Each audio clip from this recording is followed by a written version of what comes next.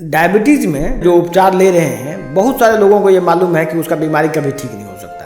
ठीक है, उसका बीमारी कभी ठीक नहीं हो सकता, लेकिन क्या वो उपचार जो ले रहा है वो साइंटिफिक है? क्या वो उपचार जो अभी एलोपैथिक के हिसाब से मैं बात कर रहा हूँ, अभी तक जो बात मैं कर रहा हूँ मेरे बात में कहीं नेचुरोपैथ आयुर्वेद नहीं है, ये अभी एलोपैथिक का जो रिसर्च है उसके हिसाब से बात हो रही है।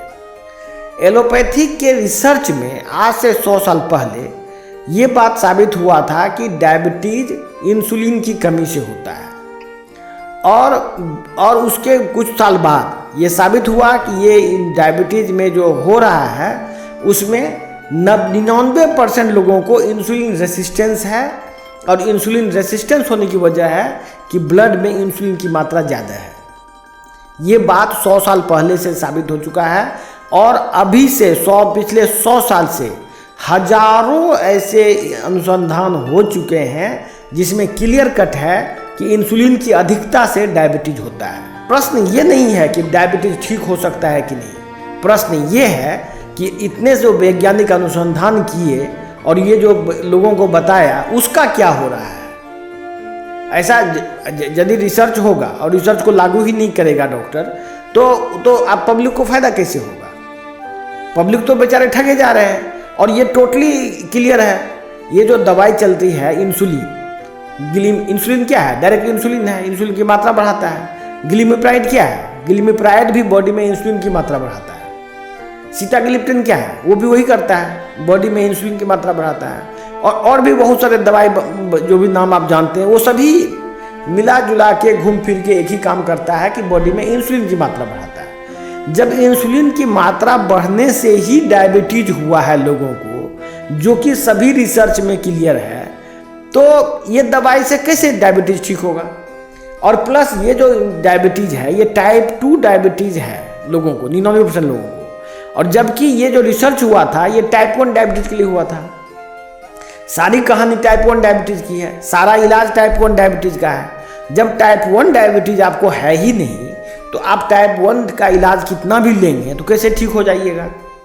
ये बात बहुत ही भयानक बात है कि करोड़ों लोग मैंने देखा है कि बड़े बड़े इंडस्ट्रियलिस्ट, बड़े बड़े मंत्री सब बेमौत मारे गए हैं, और प्लस कोई ये बात प्रश्न नहीं करता है कि ये हो क्या रहा है।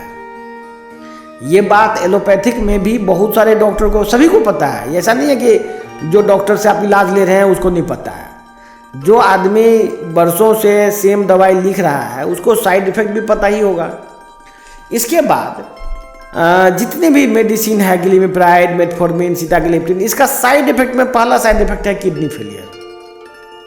प्लस ये सभी डिजाइंड है, मतलब सेरेंडिपिटी से डिस्कवर हुआ है। सेरेंडिपिटी मतलब होता है कि जैसे कि मान लीजिए कोई आदमी को कोई दवा का रिएक्शन हुआ, जैसे सल्फोनाइल यूरिया, सल्फोनामाइड का रिएक्शन लोगों को होता था, उसमें ग्लूकोज घट जाता था, तो सल्फोनामाइड से ही सल्फोनाइल यूरिया बना और उसका लोग यूज कर रहे हैं।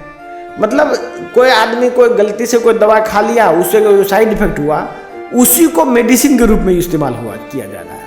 इसमें कोई साइंटिफिक रिसर्च नहीं है। मतलब साइंटिफिक रिसर्च मतलब होता है कि ऐसा क्या किया जाए कि डायबिटीज ठीक हो जाए, इसको बोलते हैं साइंटिफिक रिसर्च।